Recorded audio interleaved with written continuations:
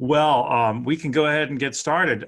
Thank you, everybody, for being here today for our Folsom Forum this week. So the reason for today's discussion, student housing industry has been faced with significant changes, we all know, as a result of COVID. And to help us get our arms around all this change, I've invited Chris Epp, and I can't think of a better person to help us understand not only the industry as a whole, but what's going on with student housing as a result of COVID. Chris is the co-founder and principal of Fourpoint Investment Sales Partners based in Austin, Texas, which is one of the nation's leading investment sales platforms that's focused on the student housing industry. He's got over 15 years of experience in the brokerage side of the industry, and he's played a meaningful role in over $3 billion in real estate transactions. Chris is also a proud Mustang alum with his BBA in real estate finance. And when he was at SMU, he was also the captain of the SMU men's swimming team. So Chris, welcome. We can't thank you enough for joining us today. Joseph, thank you so much. Really appreciate the opportunity to be here today. Absolutely. So I'm going to just jump right in. And I'm going to jump right in because in a way that a lot of our students get asked in their first interview, right? So one of the first questions that students often get asked in job interviews is, why real estate? So what led you into the industry coming out of SMU, and what's kept you engaged all these years? Well, again, first off, I just want to say thank you to you, Joseph, and the forum for inviting me to be a part of your panelists. And I'm really honored. First off, Ray Washburn, Jack Fraker, you had Willie Walker 2 weeks ago. I mean, gosh, it's like trying to follow the Beatles.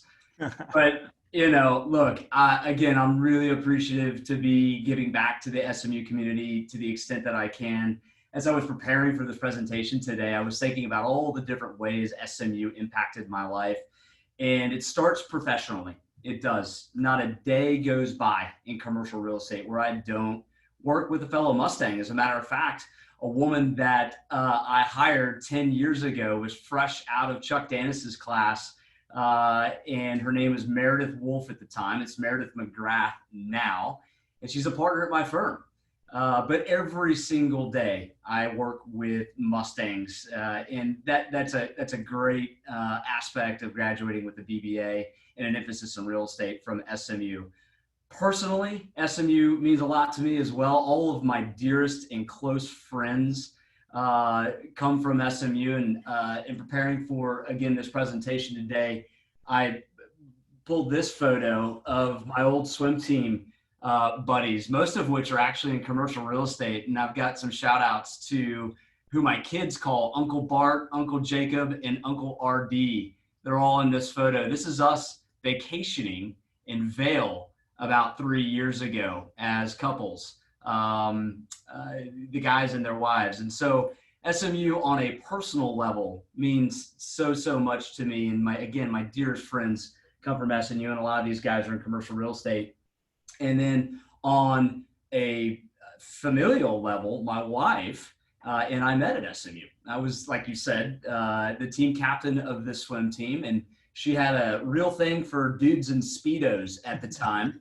And so we've been together ever since. And so here's a photo of my wife and my daughters, Mabel, who is 8, and Georgina, who is 5, hopefully future Mustangs. But SMU has to do with a 360 view, almost literally everything in my life. And so I'm really happy to be giving back to the extent that I can today with you on this phone call. So, you ask, and this is kind of a circuitous way to get there, but you ask about how I got into commercial real estate, and it's pretty singular. It's SMU and it's Chuck Danis, quite frankly. And there's a good story behind it. In 2002, it was my senior year of college. I had no idea what I wanted to do. And I took Chuck's class. I don't know if Chuck's on the phone or not today, but he'll enjoy this story. And as a part of Chuck's class, it's less about, books and rigor, and it's more about exposing you to what real estate is. And so he gave us a really good 360 view of the real estate world. First, he had an appraiser in, and Chuck's an appraiser, and it became very, very clear to me that it's maybe a little too analytical, lots of numbers, very mathy. It just wasn't going to be a fit for me. And then the next day he had a developer in, and the developer was awesome. I really, really enjoyed the developer stories. He was talking about building big office buildings in downtown Dallas. And boy, it sounded great. But at the end of his presentation, he said, here, I want you to listen to something. I want you to remember it. As a developer, no one can make more money than I can in this business. And then there was a long pregnant pause. And he said, as a developer, no one can lose more money in this business than I can. And so I thought, oh boy, that might be a little too risky. And so, gosh, that was 3 up, 3 down. I was thinking, man, I just don't know if this is going to be a fit for me. I just, wonder if there's going to be somebody that rolls through here that walks like me, talks like me, kind of fits the personality traits that I fit. And the last person that Chuck had in was a broker. And it was at the very end of the semester. And he had in a gentleman by the name of Jim Whitten, who is a legend in the commercial real estate world in Dallas. At the time, he was with CBRE, and he was a land broker. And he came in, and Jim gave a presentation that just blew me and the class away. Absolutely blew us away. He was talking about connecting people and doing deals and going to these awesome closing dinners. For the first time, it was a guy that kind of resonated with me in business. I finally said, that's kind of sort of what I want to do. And, before we had walked into that classroom that day, everybody in that classroom had noticed a bright red cherry Ferrari sitting in the parking lot of the business school. I mean, this thing was HOT hot. And I'm not talking about August hot. I'm talking about just oozing sex appeal. I mean, you could just smell the rubber coming off the tires. This thing was incredible. And Jim just went on and gave his presentation. And the couple of quotes that he said that kind of stuck with me. The first was, if you're going to be tough, you got to be tough if you're going to be dumb.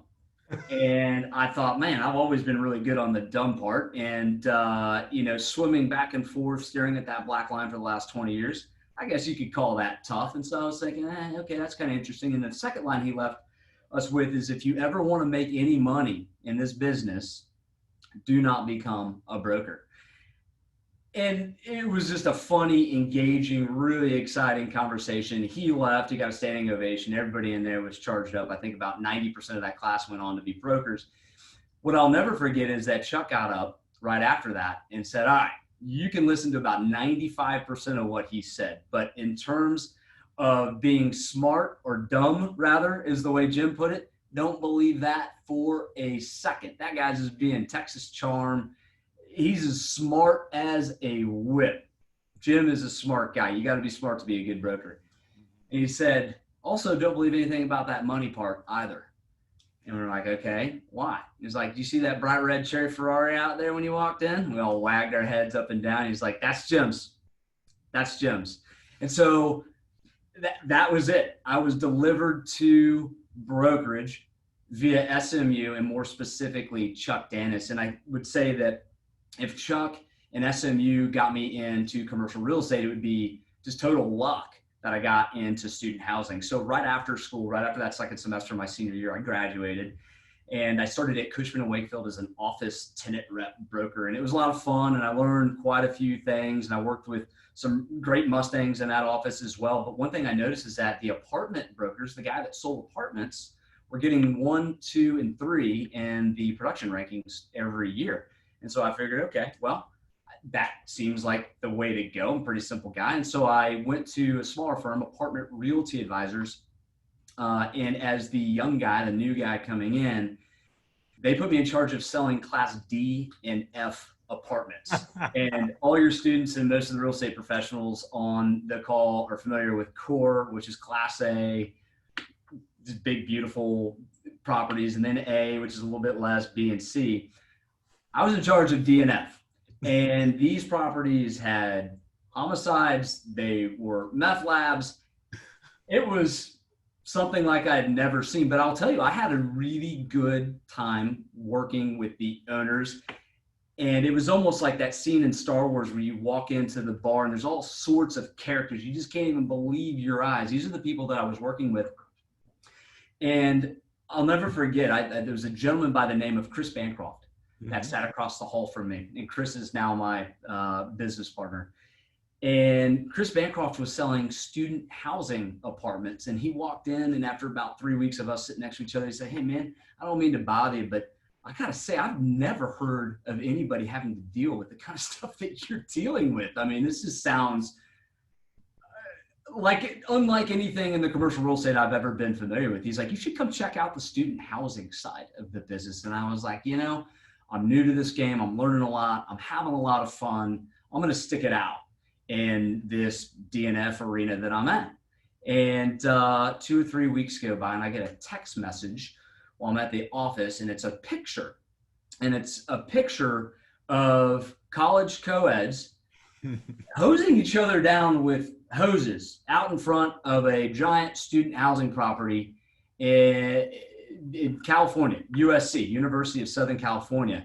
And it was Chris Bancroft that sent me the text, and he said, "You really should think about getting into this student housing gig." And I'm no dummy. A week later, I joined Chris Bancroft, and he and I have been together ever since as brokers in student housing. A lot of times people ask me, "What do you do?" And I'll start to tell them, "Well, I'm a broker that sells student housing properties, and I go try to find the highest price and the best buyer." And immediately I see people start to gloss over, they just glaze over. It's just blah, blah, blah. It's like the Peanuts thing when the parents are talking to the kids. And it all kind of came home to me. It was last Thanksgiving when I came home, and my mom asked me how my job as an RA at SMU is going. And I'm like, my gosh, RA at SMU, I haven't been at SMU in 18 years. What is she talking about? She's like, "Well, you lease apartments, right? And it's student housing, right?" And I'm like, okay. And my mom's no dummy. She's not dense. I realized all this time people just had started glossing over it. And so I thought about it. And when I came back for Christmas, I gave her this example that I'll share with you guys of what it is that I do. And when you hear somebody say that they're an apartment investment sales broker, this is what they do. So everybody's walked down the street and seen that park bench that has that realtor's face on it, right? And he's got that real bright smile and the helmet hair. That's me. that is me, but for apartment complexes. And so, no kidding, I gave my mom this placard, and now she gets it. And hopefully now you guys might get it too. It's not rocket science, but that's what I do. I sell apartment complexes for people that own them, that want the highest price. So, I often get asked as well, why is brokerage a good fit? And we talked about the fact that I was a swimmer back in the day, and it kind of fits really well with my swimmer brain. And what I mean by that is as a swimmer, you get out of your training what you put into it. So if you're crushing it hard, like I did back in college, you're going to have good times. But if you loaf like my buddies RD and Rob and Jacob, who are watching this right now, maybe your time doesn't quite stack up at the end of the year. Commercial real estate brokerage is the exact same way. If you make your calls, you do what you're supposed to do, typically at the end of the year, your results match the effort that you put in. And that's what I really, really enjoy about the business. It's also very, very humbling. You wake up at January 1 with a big fat goose egg next to your name. Swimming is the exact same thing. Once you're done with your good swim, does not matter. What you got coming up next is what matters. And I guess, and I know this is a lot of broker breath out of the gates here, so I'll wrap it up quick. But I guess in keeping in the same swimmer broker mentality game, I would tell you that was what has led me to start my own company with my partner, Chris Bancroft. And I always knew that there was going to be big risk and big reward in commercial real estate. And I took a big risk about 6 years ago in starting my company, and it's rewarded me very, very well over the last 6 years. When I got into commercial real estate, right as I left SMU, I always thought my backup is going to be teaching kids how to swim, just swim lessons, because you can make a couple of bucks doing that, or valeting cars, because I was a valet at a couple of local bars and restaurants. And wouldn't you believe, the last 4 months, I can't do brokerage. I can't teach swim lessons. I can't valet cars. So it's been really quiet for the past 4 months. But I will tell you that it has been incredibly fulfilling to start my own company. I mean, you just think about the simple things like naming your company, picking the colors, building the team around you, bringing talent along with you. Financially, it's great because you get to be the house. If a deal closes, you get the fee, right? And so that's nice as well. It's a real casual, laid back atmosphere. This is about as dressed up as I've been in the last, year. Our office has a lot of fun. This is a little mechanical bull my wife gave me about, I want to say right as I got into brokerage 18 years ago. And every time you close a deal, you run it across the hallway. I can't do it for you guys right now because that would be sacrilege. You can't do it without a deal closed. So he's pretty charged up and ready to go after the last 4 months. The challenges, I guess, would be, brokerage is my core competency. I love being around people. I love selling real estate and getting to know it. There's HR, there's legal, there's accounting. Those are things that I'm not great at. That kind of matches the profile of the appraiser that came in, the developer that came in, and the property manager that came in. Luckily, I've got a good business partner in that he really excels in all of those different fields, and that's helped us build this company. So that's very long-winded way of saying thank you to SMU and Chuck Danis. It's a direct correlation to me getting into real estate and student housing. Oh, that's a great intro. All right, well, let's shift into student housing. So some of us may not be familiar with student housing as an industry. So can you spend a few minutes just talking about its evolution as an investment asset class? Yeah, that's a really good question. And I think evolution is the right way to put it. You see, I'm like the carrot top of real estate. I got lots of props, but this is Animal House. And this is what everybody thought student housing was prior to, let's just call it 2000. And it's not too far off of reality. I mean, it was just really, really tough stuff. So it's the evolution from here to what we see now in the market, which is Vegas style high rises right next to campus, have every amenity that you could ever imagine. I mean, I just can't imagine how poorly adjusted a lot of these kids are going to be.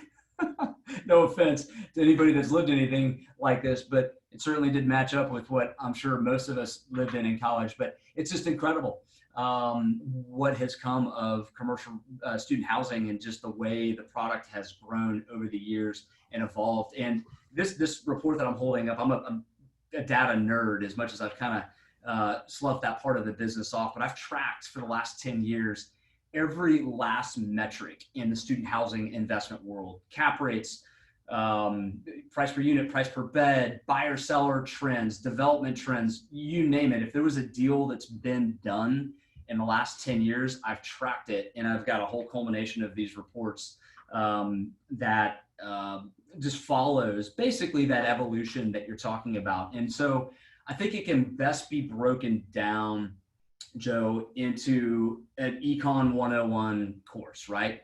And where do you start with Econ 101? Supply and demand. And the first thing that occurred in our business that really took it to the next level or helped it evolve the quickest was the demand side of things. And the great financial crisis in 2008 really was the catalyst for that occurring. And it's kind of counterintuitive, at least I think for most people it is, but if you think through it, it makes sense. When unemployment goes up, people are at home sitting on their butts on their couches. People don't want to do that. They want to be out doing something. If there's not a job for them, what they typically find themselves doing is going back to college. And so that's exactly what happened. 2007, 2011, there were 11 million new entrants 3 million new entrants into colleges from an enrollment standpoint, on top of the seniors that were already matriculating up into college. And so it was a massive boom in demand. So we got the demand side of the equation taken care of. Then developers being developers saw that as an opportunity to take these little brown brick boxes that were historically student housing tear them down and build what I showed you just a minute ago. And that's exactly what happened. And so from, gosh, it was 2012 to 2020, there were 50,000 new student housing beds delivered in College Town, USA every year. That's 400,000 new beds. It was just, I guess it was as close to maybe a gold rush as you could possibly get in the student housing context. And so following that were a bunch of gold miners, investors, right? And so to wind back pre-2000, it was very mom and popish. There were people that would own conventional multifamily in a market, and maybe they would go buy that Animal House thing. Most likely they wouldn't, but it was very nichey. Then in 2000, it maybe got a little bit more regional in nature. So the same guy or gal that owned in Austin might go up the road to Baylor and Waco, or down to College Station. And so it just became kind of a regional thing. In 2004, American Campus Communities, which is just right down the road from me here in Austin, went public. And when that happened, Joe Average Citizen could buy a share of a REIT and be a part of student housing.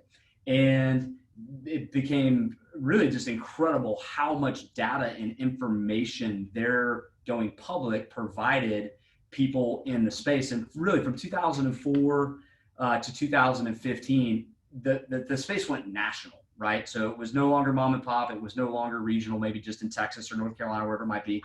It was national. So the same guy that would own in Florida would own up in Washington. And then in 2015, which I'll call kind of the Goldilocks of where supply and demand hit perfectly in student housing, and the fundamentals were the student housing industry just went worldwide. And I'm at half of the investors that bought student housing prior to 2015, there was only 1% of any buyer that had any interest outside of the United States in US based student housing. In 2015, and ever since, 50% of all the trades have been to foreign buyers. Wow. Singapore, Canada, Gulf nations, you name it. I mean, it has just been incredible to see it proliferate. In terms of investment sales, it's near and dear to my heart. It's how we put food on the table in the F household. Prior to 2015, there was only about $4 billion worth of trades every year in the student housing space, which is something, but it's not what it ended up being from 15 to 2019. 2020 will be a little different, I think, and we'll talk about that, I'm sure, in a minute. But it was $10 billion a year, every year. So it literally doubled overnight in the student housing space. So, I mean, clearly, I mean, there's been an inordinate amount of investor capital that's come into the space since the GFC. And largely it's because it's been perceived as being recession resistant. Let's use that word. Yep. Yet when you think about student housing on the risk spectrum, it can be perceived to be riskier, right? Because you've got short leasing windows, you've got high turnover, maintenance wear and tear costs, because you've got students there. On top of that, student housing, I would say, would probably be pretty susceptible to a lot of conventional multifamily competition. So you've got these dueling investment theses. And so talk to me, about how investors have gotten their arms around these risks. Yeah, so certainly in the student housing space, there's concerns and opportunities. And I guess concerns, if you're just going to do a business school SWOT analysis type approach to this, would be oversupply. And I talked about those 400,000 beds that were delivered year over year, 50,000 beds a year over year, until we got to 400,000 beds. There are quite a few markets that were just absolutely, completely and totally oversupplied with student housing. And there's certain markets that investors want to be in.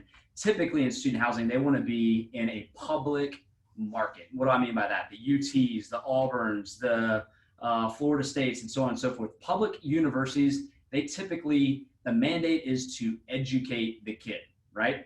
Educate the kid, that's first and foremost. Private institutions like SMU are much more entrepreneurial, far more business-minded, and you want all opportunities you can get to every profit center you can for the betterment of yourself and the student.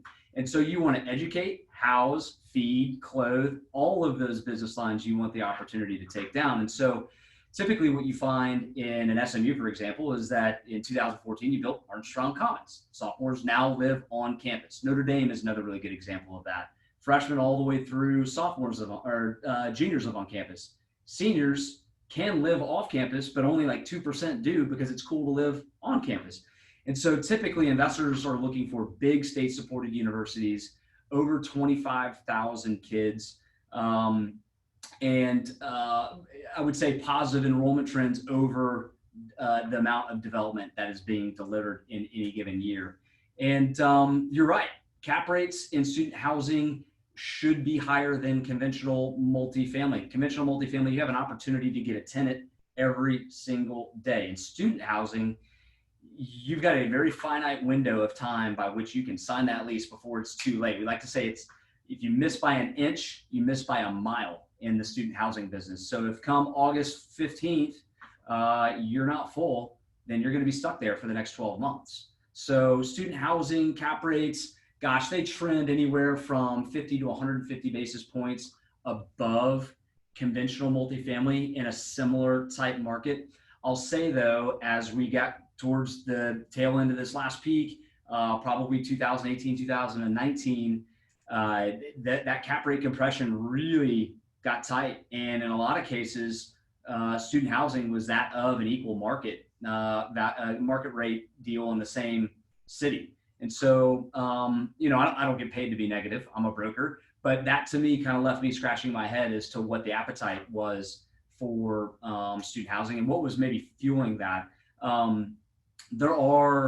You talk about good markets. There's one market that I love, UCSB, University of Southern California, Santa Barbara.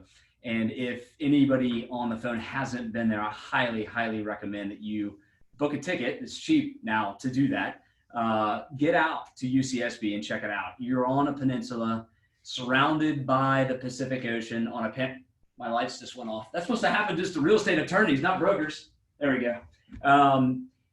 Surrounded 360 views panorama of the Pacific Ocean. Kids go to school in their bathing suits. There's a waft in the air of things that are legal there that aren't legal here. There's 35,000 kids that go to school there. You talk about supply and demand. In Isla Vista, which is where UCSB is located, about 1 foot of the peninsula falls into the Pacific Ocean every year. And so not only is there no new supply coming out of the ground, current properties are being brought into the ocean. So that's a really, really good market. Blacksburg, Virginia is a great market as well. Virginia Tech, that's 35,000 kids surrounded by the Smoky Mountains, really tough to develop there. There's a town council that will just absolutely tar and feather any developer that could potentially even think about building something there. So that market's as tight as a drum. There are some markets, though, that you would think would be really good that are not so great in the student space. So big state-supported university, Tuscaloosa, University of Alabama, national champions in football, 6 of the last 10 years or whatever it is. 40,000 kids that go to school there. But if you've ever been to Tuscaloosa, you can see as far as the eye development opportunities, and developers come there and just bang them out, just absolutely bang them out. So a lot of the development that happened in our business over the last 8 years was in those markets where there were very low barriers to entry. Even though it fits all of the metrics that you'd want it to fit, it just is a tough market. A&M went through a really rough spell from a student housing perspective. Just, again, way too much supply, not enough demand. Mizzou in Columbia, Missouri, another rough one. So opportunities, again, I don't get paid to be negative. In the student housing, this is all pre-COVID. I think those issues that we talked about, just that are challenges, were existing pre-COVID and will be, I think, exacerbated post-COVID. The opportunities that I think we find maybe now is what I talked about, that kind of counterintuitive thought process of, if unemployment goes up, enrollment goes up, and so our demand for the product goes up, I don't think the development pipeline is going to be nearly as significant in the next 2 to 3 years, just because of logistical and, just not being able to make an actual pro forma pencil standpoint. And so I'm hopeful that in the next 2 to 3 years, student housing starts to regain maybe a little bit more of the footing that we had in that Goldilocks period of time in 2015. So, if you were going to compare student housing with conventional multifamily, talk to me a little bit more about the rent growth that investors have seen and also NOI growth for that matter. So you're only as good as your last lease up, right? And like I said, if you miss by an inch, you miss by a mile. And it's the haves and have-nots. It's a lot of cliches to throw at you in one explanation. But, if you were to look at like an ACC and look at they've got, I want to say 100 plus properties spread out all across the United States, mainly at tier 1 universities. And look at the product that they own, which is kind of the nicer stuff that I've been talking about. For them, their in-store rent growth is somewhere in that, call it 2 to 3% year over year. Now, there's a lot of disparities in their information versus just reality with Joe, average private owner. I like to say that there's a lot of tourists that have gotten into our space in the last 3 to 4 years as people have gotten more and more interested in student housing. And those tourists bring their own management companies. They overpay for properties. They go into markets that maybe aren't all that great from a supply and demand fundamental standpoint. And those guys have no rent growth. They have no occupancy. They have issues, right? And so that's a loaded question and kind of a caveated answer.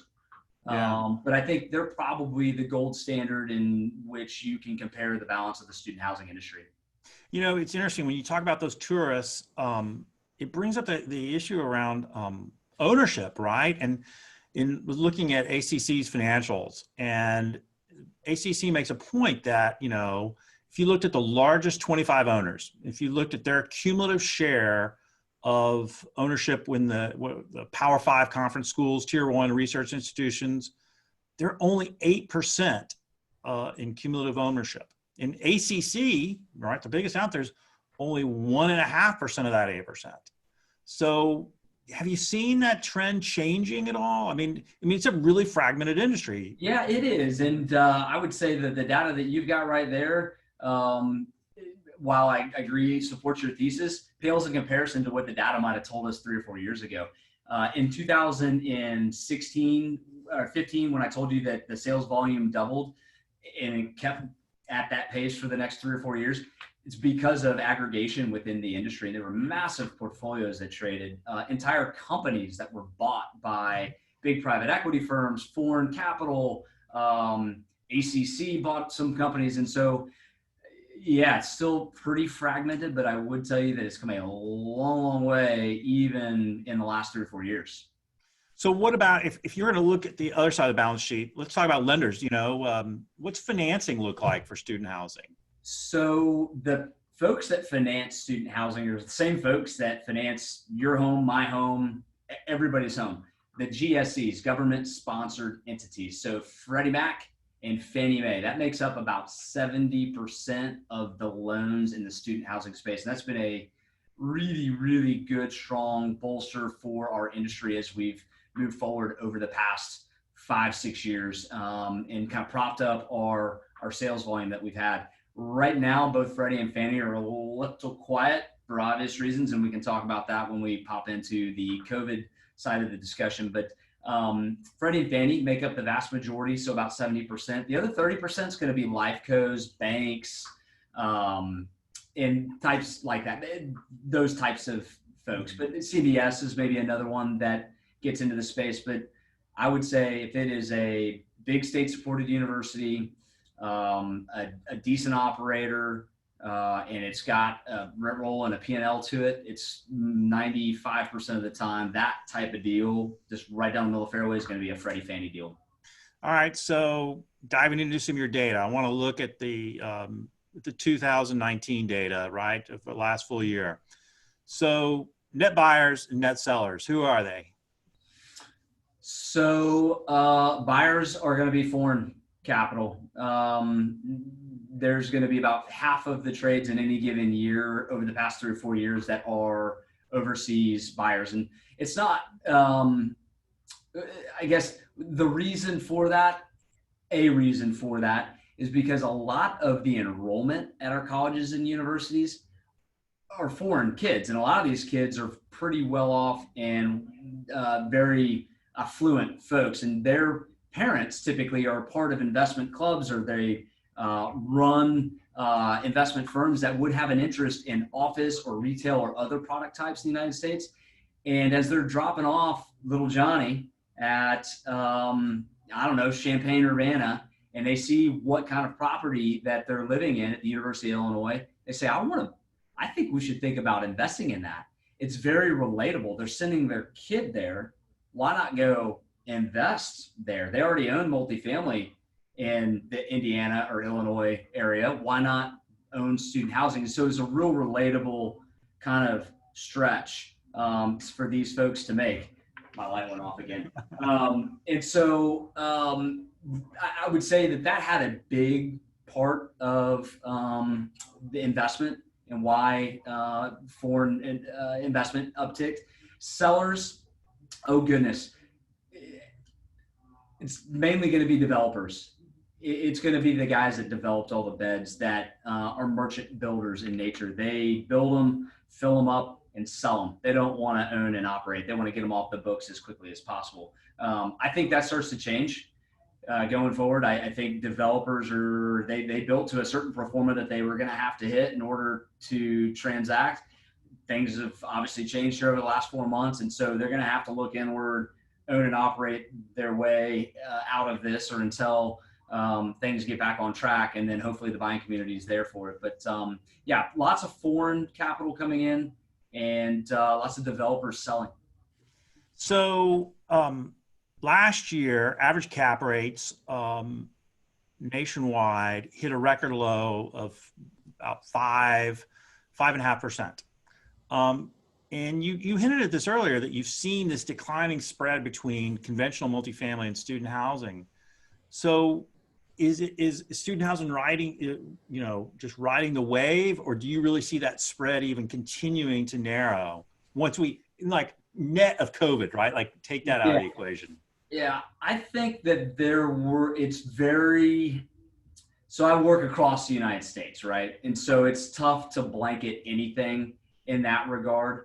What I would say is that it's probably the tale of two cities, and the small liberal arts colleges that are not well endowed, that are in the middle of nowhere, that are really expensive to go to. I think there's kind of an overhanging value prop there that kids are starting to, and the parents are starting to kind of catch on to.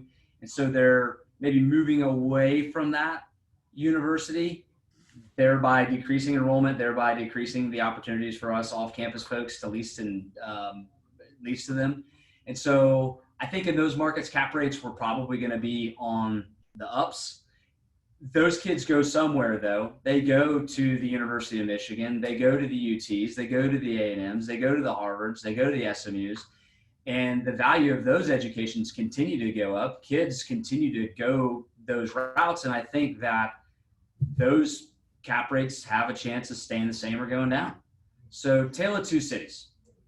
All right. Well, if you look kind of, again, pre-COVID, Class B and C multifamily have really been the beneficiary of value-add investors. Can you say the same thing about B and C student housing properties? Yeah, I mean, it's an interesting mindset. Value add is just that word that everybody says, and I guess to justify a 3 cap when they're buying a property, right? Because they've got future rent growth and forget about the in place. That was in vogue. That's all the rage. The issue maybe with student housing is that anything that would be a true value add call it 2009, is typically going to have a different floor plan configuration that makes it functionally obsolete. So it's like a 4-bedroom, 2-bathroom configuration. And yeah, the roofs need to be updated and the pool could be zhuzhed up, and you could add granite countertops, but you still have that 4-2 issue to contend with. And so I would say that was a bit of a backstop for people going too crazy in the student space in going and seeking those value add returns pre-COVID. Post-COVID, I think what'll happen for us is that people are going to underwrite to in-place financials. I know it sounds shocking to you as a professor of real estate at SMU, but Actually, what's in the P&L is going to be what they're going to have to underwrite in order to get a deal done. And largely that's because of the banks and the lenders just needing to see current yield, right? I've got a very specific type of deal that's occurring right now post-COVID, which is going to be a private buyer that has a bank into that he or she has banked with for the last 30 years. They've got a ton of deposit history with them. That bank is not underwriting the real estate, they're underwriting the individual, right?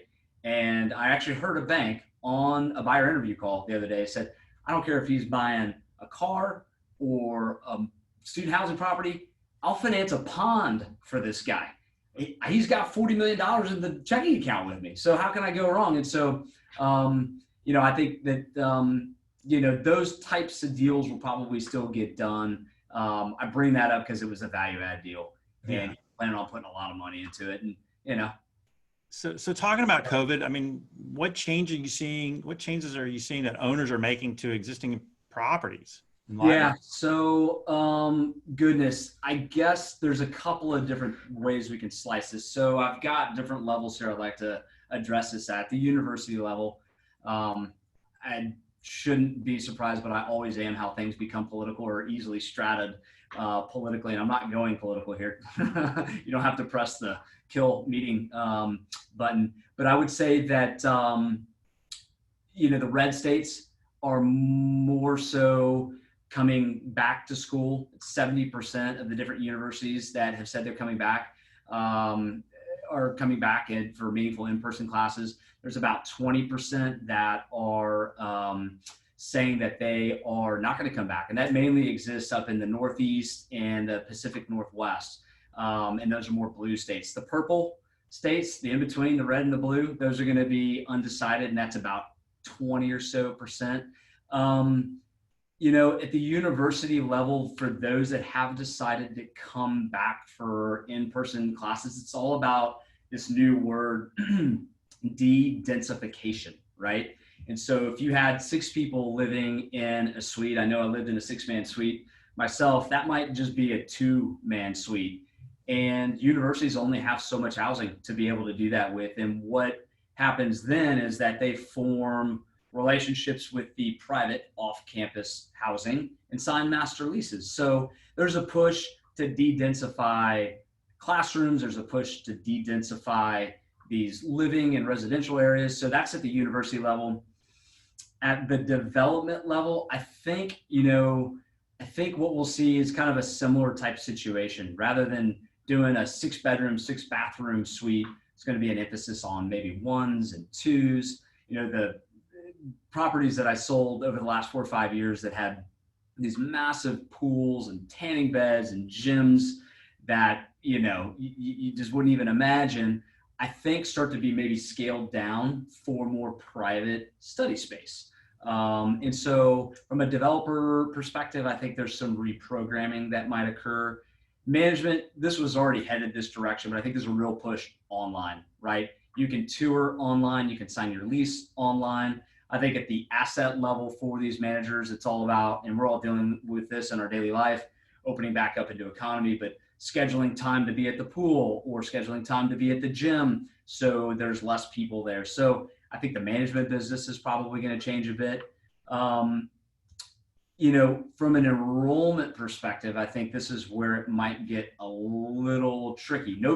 I'll just start by saying I don't know what's going to happen, but if I were to guess, foreign enrollment's going to go away for next year to a large extent, right? Unless those kids already kind of ensconced themselves within the United States, it's pretty tough to get a flight from China to here right now, last time I checked. So foreign enrollment made up about 5% of the college kids in today's world in the United States.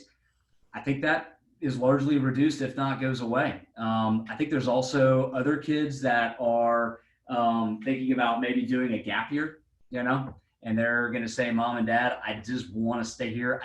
As soon as I say that, I've seen, just knowing what I know about the college kids that we, work around all the time, they're not walking back to school. They're scorching the tires back to school. They want to get back, but there are some kids that just want to take a gap year. And I think those are the type of kids that, you talk about a Cal State program that announced on May 12th, about a month ago now, over a month ago now, that they're not going to come back for meaningful in-person classes in the fall.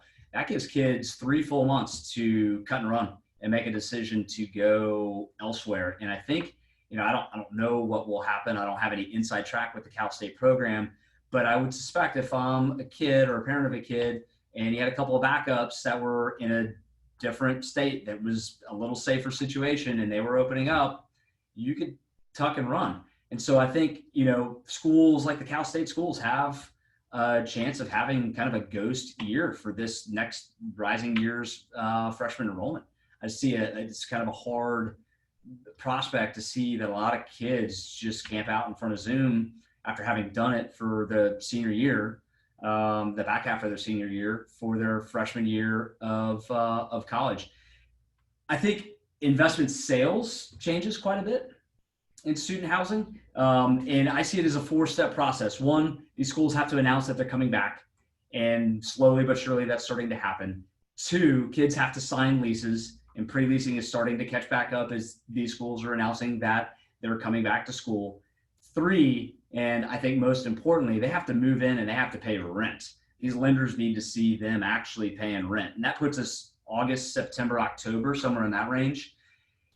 And then we all get to argue about cap rates, right? Are cap rates going up? Are they going down? Are they going left? Are they going right? And real estate's notoriously illiquid.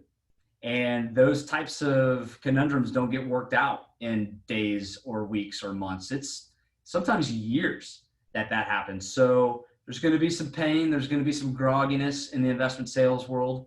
I'm hoping that they open those pools so I can do some swim lessons and those bars so I can valet some cars. But I see investment sales maybe being a little groggy for the next year, maybe 2. Okay, well, talking to clients anecdotally, I mean, you've hinted at it a little bit. What are you hearing in terms of pre-leasing?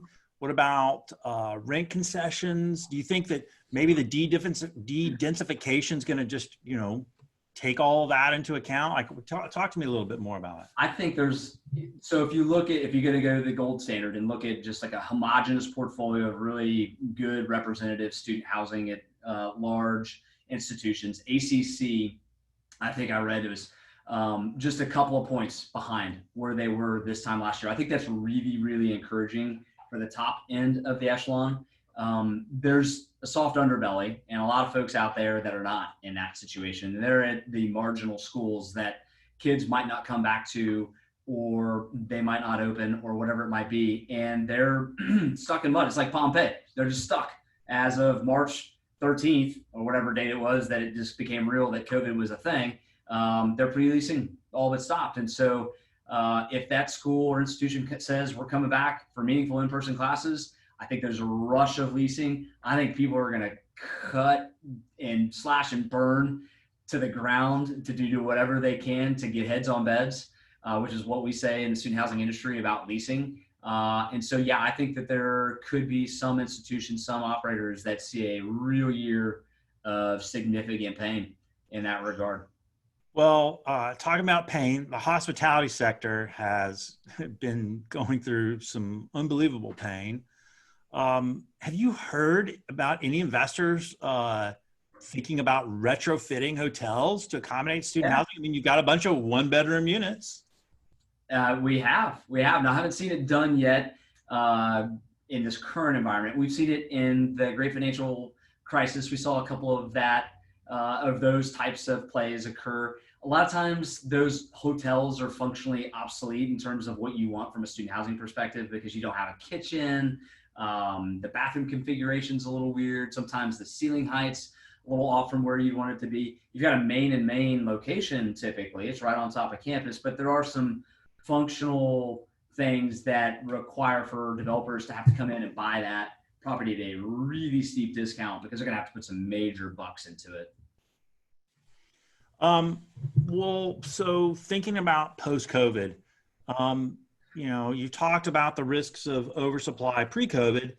Do you see the pandemic actually working to the benefit of helping us out through that potential oversupply? Yeah, I think that's really insightful. I think that would be the case. I believe I mentioned earlier that when unemployment goes up, enrollment typically goes up. And I do believe unemployment is going to remain pretty significant here for the next year or two.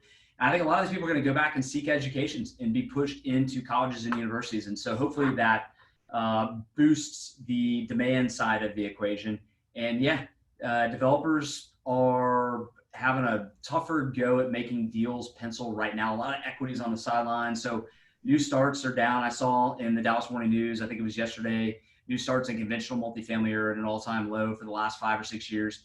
There's nothing different in the student housing world. And as a matter of fact, I'd say that it's maybe even a little bit more magnified because of the fact that we just don't know what's on the other end of this in terms of how education in college looks in the fall.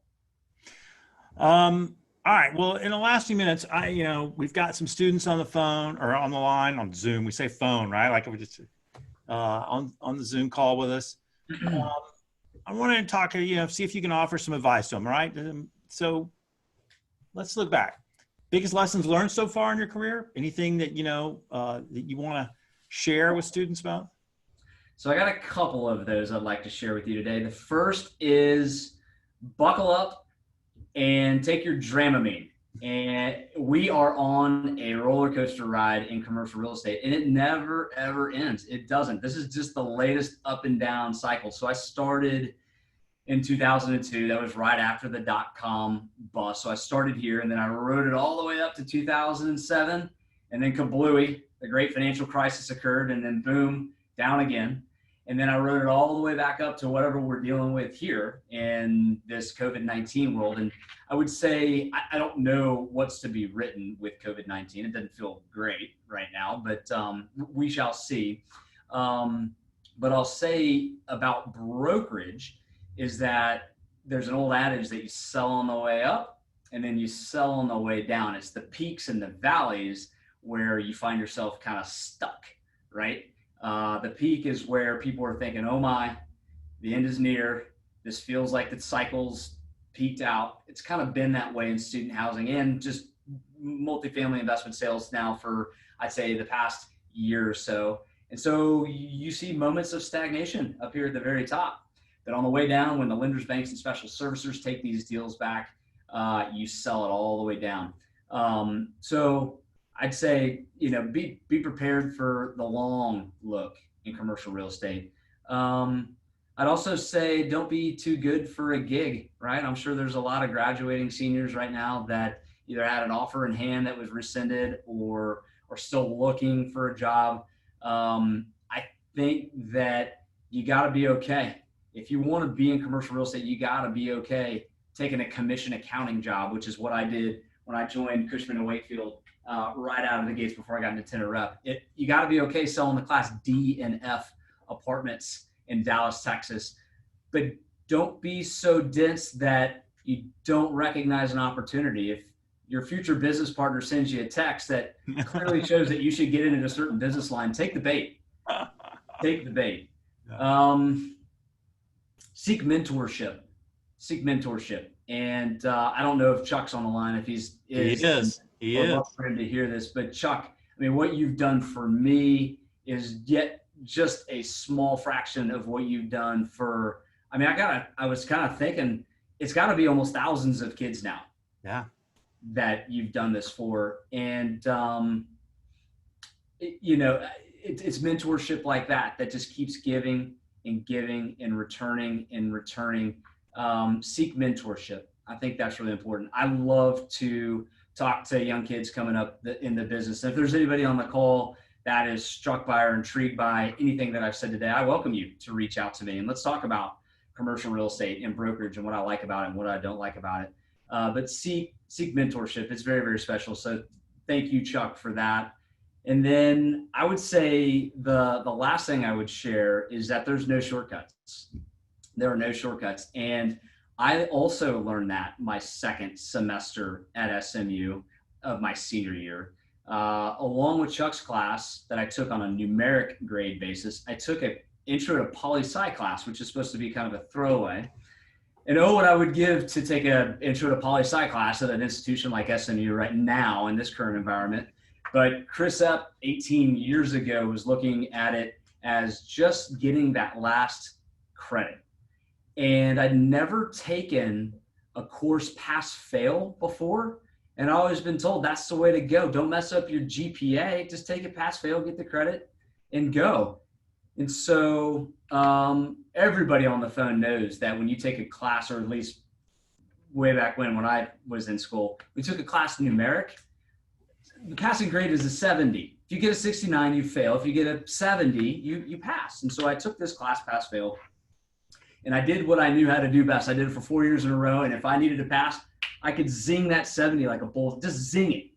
And when the grades came in and the portal opened up 3 days before the actual graduation ceremony, my parents, my grandparents, they were 85, almost 90 years old at the time, were coming up from San Antonio.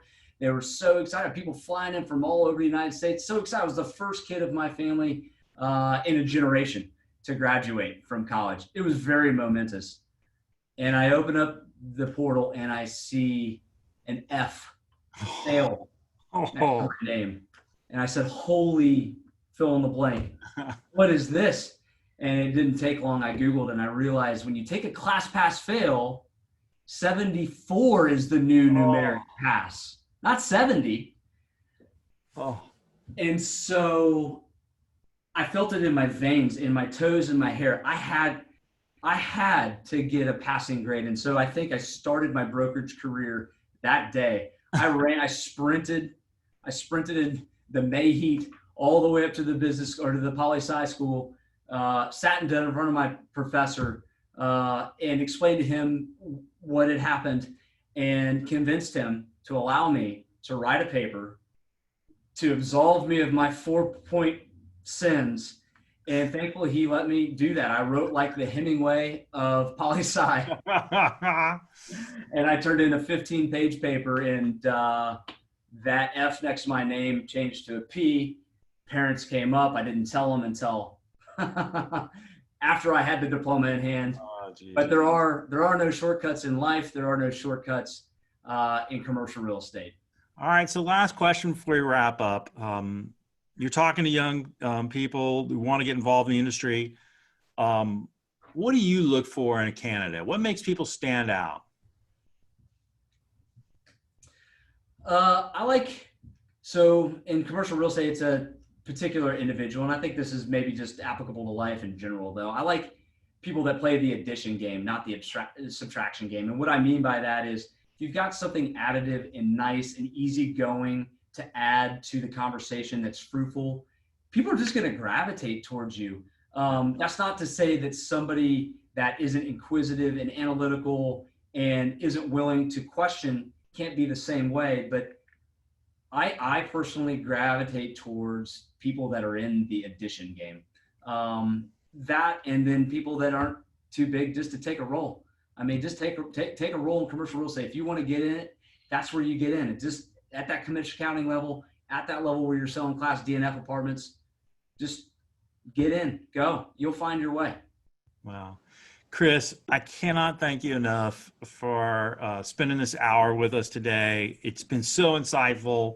I know that Chuck, he texted me while we were on. I know he appreciated hearing from you. And I cannot tell you how many people I've heard those exact same comments about him from. So again, thank you so much for your time today. For all of you watching, hope you can join us in 2 weeks. We've got another great broker, Herb Weitzman, godfather of retail. So June 30th, I look forward to seeing you all then. And I hope everybody stays safe. Thanks so much. Have a great day.